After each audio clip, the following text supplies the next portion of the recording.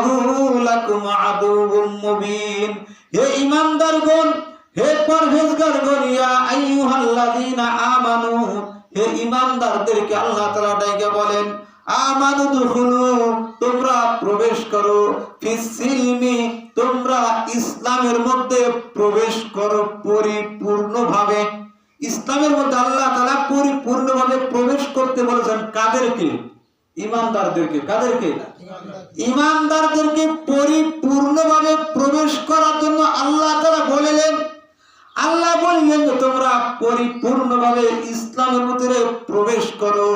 কিছু মানবা কিছু মানবা না, এটার নাম খাঁটি মুসলমান হতে পারে। গোসল ওযুর ফরজ কয়টি? ওযুর ফরজ 4টি। কয়টি? ওযুর ফরজ হলো 4টি। এক নাম্বার হলো এক নম্বরে দুই হাতের কুনি সহ দোয়া, 2 নম্বরে 1 নম্বরে সমস্ত মুখ দোয়া, 2 নম্বরে দুই হাতের কুনি সহ দোয়া, 3 নম্বরে সমস্ত মাথা মাসে করা, 4 নম্বরে দুই পায়ে টাকনু সহ দোয়া। ঠিক আছে তো?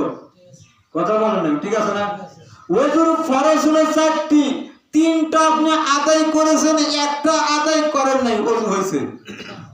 কি বলেন? ওযু হয়েছে? তাহলে 4টার ভিতরে 3টাই আপনি আদায় করেছেন, একটা আদায় করেন নাই। কেউ কি বলবে যে ওযু হইছে? ওযু তার হবে না। গোসলের ফরজ হলো 3টি, কুলি করা, নাকে পানি দেওয়া, সমস্ত শরীর ধৌত করা। ঠিক আছে না? এই 3টার ভিতরে কুলি করেছেন, সমস্ত শরীর ধুইছেন, যে নাকে পানি দেন নাই, শরীর তো পবিত্র হয়েছে, শরীর পাক হয়েছে। তাহলে যেই ব্যক্তির শরীর, যার মনে করেন গোসল ফরজ হয়, ওর যে অবস্থাতে শরীর পাক হয় নাই, আপনি কুলিও করেছেন, সমস্ত শরীরও ধুইছেন, তারপর আপনার শরীর কি পাক হয়েছে? আপনার শরীর কিন্তু পাক হয় নাই। ওযুর ফরজ 4টার ভিতরে 3টাই আদায় করেছেন। আর একজন ব্যক্তি ওযু করেন না, ওযু করে নামাজে আসছে, আর আপনি 3টা আদায় করে নামাজ পড়তে এসেছেন, তাহলে আপনার তো হওয়ার কথা। কি বলেন? আপনার বোঝেন নাই মানুষ। আমার হবে নাকি? হবে? হবে না তো।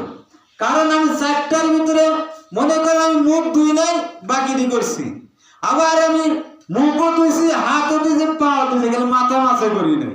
আর একজন কোনোটাই করে নাই, দুজন এসে নামাজ পড়তে বসেছে, একসাথে নামাজ পড়তেছি। নামাজের দ্বারা সুন্দর করে রাসূলের তরিকা, আল্লাহ তাআলা যেইভাবে হুকুম বলেছে ঠিক ওইভাবে নামাজ পরিপূর্ণভাবে আদায় করেছে। নামাজ তো সব পাওয়া যায়। কি কথা? তাহলে যে ওযু করে নাই, ওরও নামাজ হয় নাই। যে 3টা আদায় করেছে, একটা আদায় করেনি, ওরও কি হয় না? নামাজ হয় নাই। এই জন্য আল্লাহ বলেন, ইয়া আইয়ুহাল্লাযীনা আমানু দুখুলু ফিস-সিলমি কাফা ওয়া লা তাত্তাবিউ খুতুওয়াতিশ শাইতান ইন্নাহু লাকুম আদুউম মুবিন। আল্লাহ বলেন, হে ঈমানদারেরা, হে পরহেজগারেরা, হে মুত্তাকিরা, তোমরা পরিপূর্ণভাবে ইসলামের মধ্যে প্রবেশ করো। কোথায় প্রবেশ করার জন্য বলেছে? কিছু মানবা আল্লাহর হুকুম, কিছু মানবা আর কিছু মানবা না। ওযুর ফরজের মতো একই কথা। বোঝেন না আপনারা? কিছু মানবেন, কিছু মানবেন না। যেরকম ভাবে ওযু করলো না, ওযুর ফরজ আদায় করলো না, 3টা আদায় করলো, তার যেরকম ভাবে নামাজ হবে না। আর আপনি কিছু মানবেন আর কিছু মানবেন না, আপনারও পরিপূর্ণ আপনি মুসলমান হতে পারবেন? আপনি ঠিক তদ্রুপভাবে পরিপূর্ণভাবে মুসলমান হতে পারবেন না। এটা আল্লাহ তাআলার হুকুম। কার হুকুম? আল্লাহ বলেন, ইন্না সালাতি ওয়া নুসুকি ওয়া মাহইয়ায়া ওয়া মামাতি লিল্লাহি রাব্বিল আলামিন। আমরা যখন বলি আমার নামাজ, আমার রোজা, আমার হজ, আমার কুরবানি, সবকিছু আমরা কার জন্য করি? আল্লাহর জন্য আমরা করি।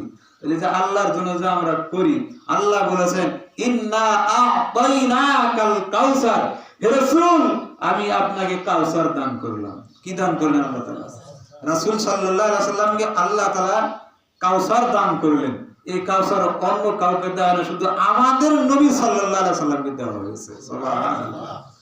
এই রাসূল সাল্লাল্লাহু আলাইহি ওয়াসাল্লাম যখন বলছে, রাসূল কারীম সাল্লাল্লাহু আলাইহি ওয়াসাল্লামকে জানানো হয়েছে, হে রাসূল, আপনাকে একটা পাওয়ার দেওয়া হবে কিয়ামতের দিন, আপনি আপনার উম্মতদেরকে নিয়ে আপনি জান্নাতে যেতে পারবেন।